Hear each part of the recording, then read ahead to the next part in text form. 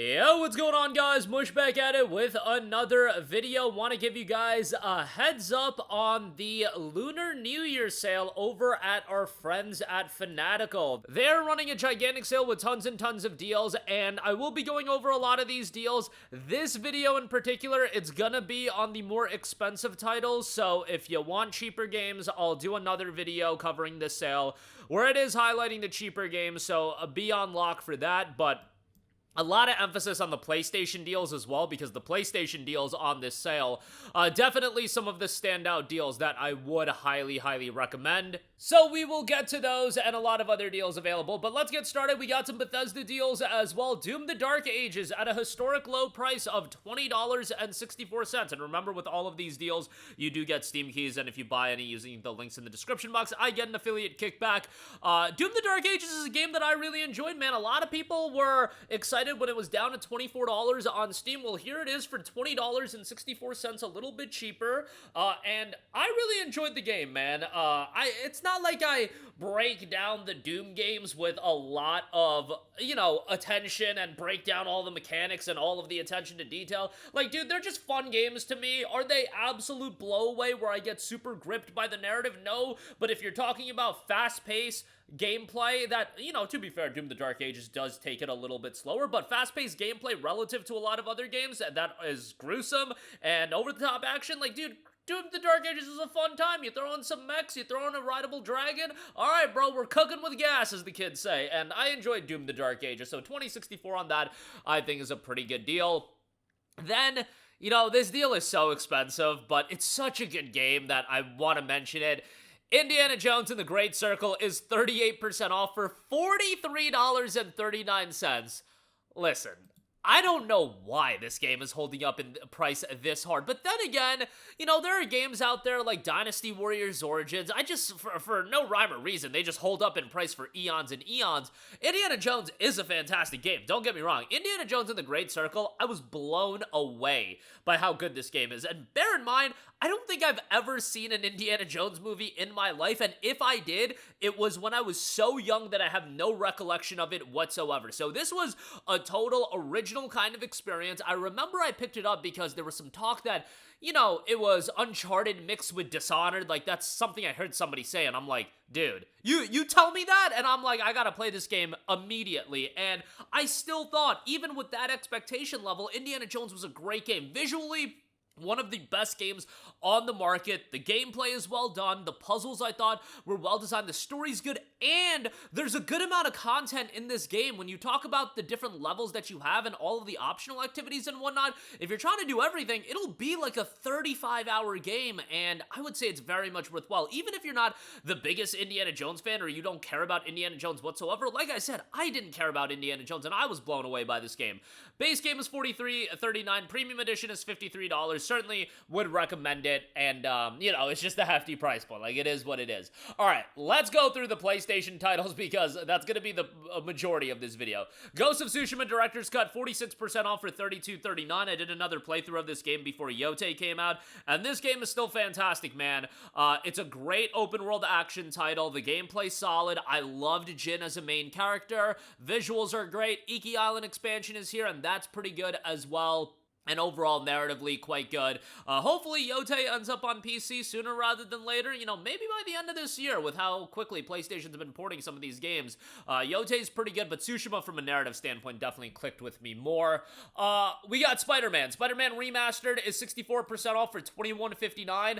I love Spider-Man 2018. I've talked about it before, but this is a game that I've beaten, like, just an absurd number of times. It's, like, ridiculous how many times I've played through it. And if I'm ever, like, kind of in a mundane period where, like, there's always games to play, but sometimes I just don't want to focus on a new game. I want to play something that's one of my classics and favorites. Spider-Man's a game that I go to. I just think the web swinging is so fun. I love the narrative in Spider-Man 2018, and I much prefer Spider-Man 2018 over Spider-Man 2. Yes, Spider-Man 2, the gameplay is better because of the Venom powers, but Spider-Man 2018 has the far stronger narrative, and I just enjoyed the game way more. $21.59, great price. Unfortunately, the MJ sections do suck, but it is what it is. Spider-Man Miles Morales is on sale as well for $17.99.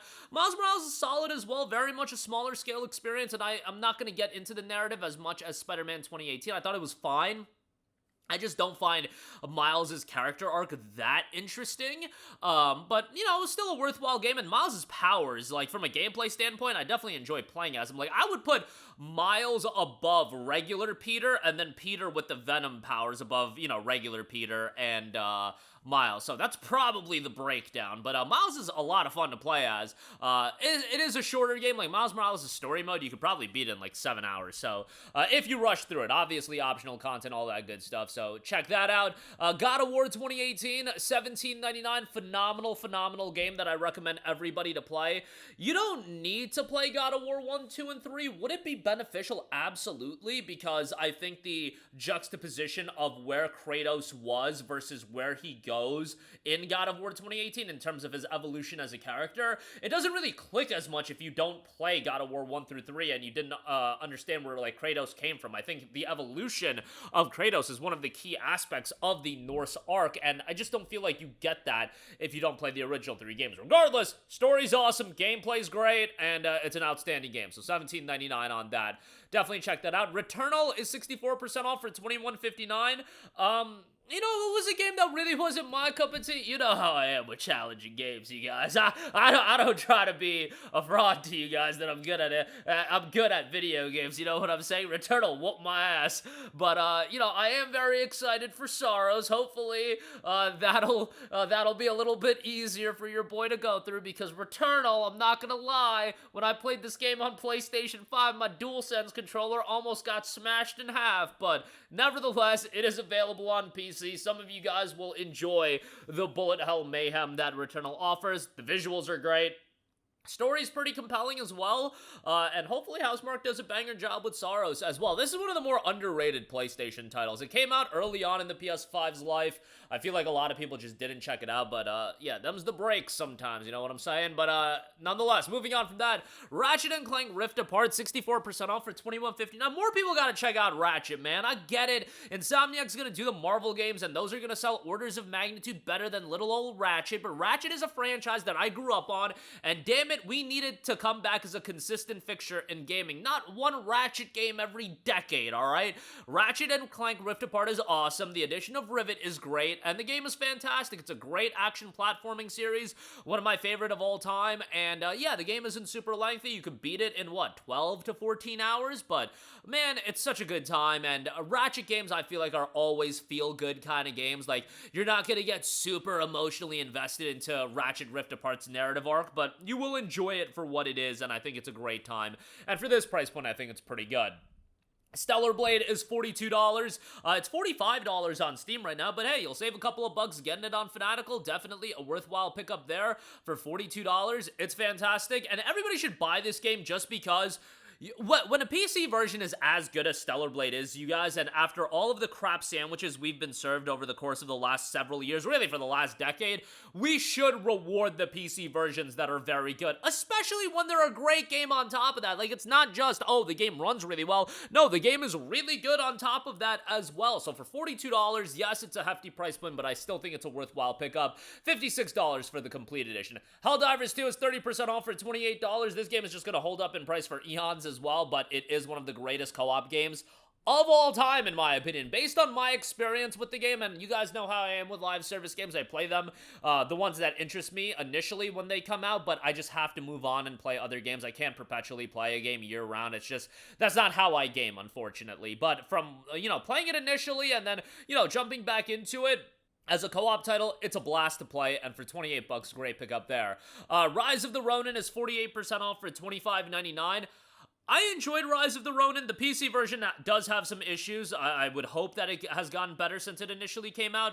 As an open-world action RPG, it very much does give you, like, some Ubisoft vibes of, oh, you're in an open world, a bunch of icons, go do this, go clear out this camp. It's fine. It totally is serviceable. Certainly not a game I'd spend $50 on, but if you like that era, Bakumatsu period, you're gonna enjoy it, and that's really what draws me into a game like this. I thought the setting was great, so check that out.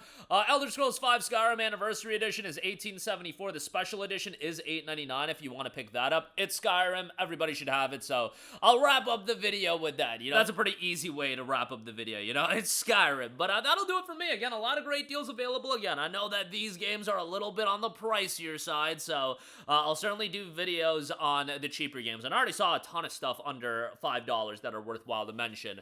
But we'll cover that in a different video. That'll do it for me. Let me know all of your thoughts in the comment section down below. As always, guys, thanks for watching, and I will catch you guys in the next one. Peace out.